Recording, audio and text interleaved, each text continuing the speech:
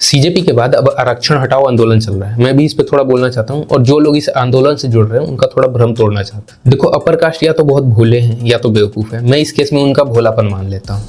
Upper caste को लगता है कि सिर्फ आरक्षण नौकरी तक रिलेटेड है, पर इसका उससे भी बड़ा एक पहलू है जो कोई नहीं देखता, वो है चुनाव और वोट।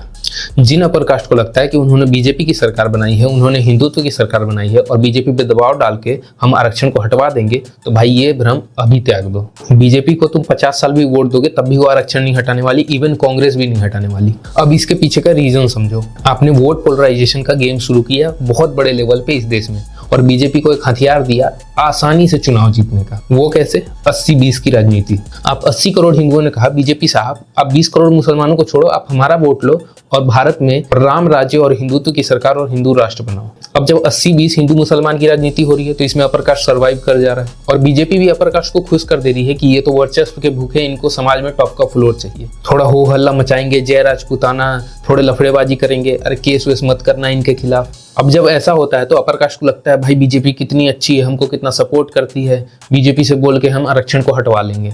अब आता है मेन पॉइंट। जब आप हिंदू बन के बीजेपी के पास गए तो बीजेपी ने आपकी हिंदुत्व वाली बात मान ली, क्योंकि आप 80 करोड़ हैं और मुसलमान 20 करोड़। इस केस में आपकी जनसंख्या ज्यादा है। लेकिन जब आप अपर कास्ट बन के बीजेपी के पास जाते हो तो बीजेपी आपकी बात कभी नहीं मानने वाली, क्योंकि हिंदुओं में आपकी संख्या 20 से 30% है और ST SC OBC को मिला के, सारे पिछड़ा को मिला के 70 से 80% है। यहाँ पे आपकी जनसंख्या कम है। मतलब अपर कास्ट की आरक्षण हटाओ की बात मानकर 70 से 80% हिंदू पिछड़ों का वोट गंवाना पड़ेगा बीजेपी को और बीजेपी के पास 20 से 30% अपर कास्ट का वोट बचेगा।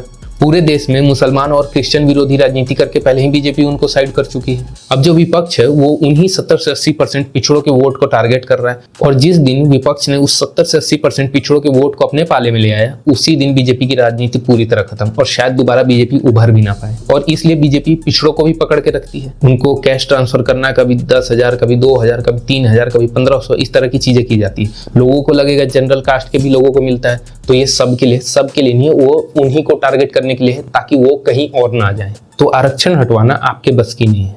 जब आपने वोट पोलराइजेशन का पॉलिटिक्स धर्म के नाम पे शुरू किया, आपको पता होना चाहिए था, आप बहुत खुश हो रहे थे कि हिंदुस्तान में हिंदुओं की आबादी ज्यादा है सबसे, तो उनका धाक होना चाहिए। तो आपको ये पता होना चाहिए था कि हिंदुस्तान में हिंदुओं में कास्ट भी है और उसमें आपकी आबादी कम है, पिछड़ों की ज्यादा है। रही बात आरक्षण की, तो आरक्षण में रिफॉर्म होना चाहिए, पर होगा कैसे? जब तक जनगणना नहीं होगा तब तक रिफॉर्म होगा कैसे? पता कैसे चलेगा कि कौन सी जाति कहाँ पे बैठी हुई है? और बीइंग एन अपर कास्ट, जो मैंने अपनी लाइफ में भेदभाव, छुआछूत और जातिवादी चीजें देखी हैं, मैं कभी नहीं चाहूंगा कि आरक्षण हटे, बट आरक्षण में रिफॉर्म्स होना बिल्कुल जरूरी है।